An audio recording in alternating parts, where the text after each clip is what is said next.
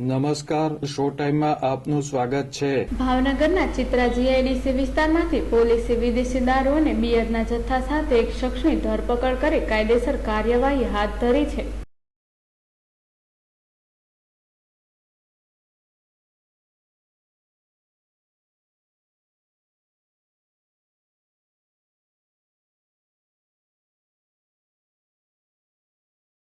બોરતળાવ પોલીસે બાતમીના આધારે જીઆઈડીસી વિસ્તારમાં આવેલ દુર્લભ પ્રભુભાઈ બારૈયાના મકાનની બાજુમાં આવેલ બાવળની કાંટમાં સંતાડેલ વિદેશી દારૂની 187 બોટલ અને બિયરના 12 ટીન સાથે દુર્લભ બારૈયાની ધરપકડ કરી હતી।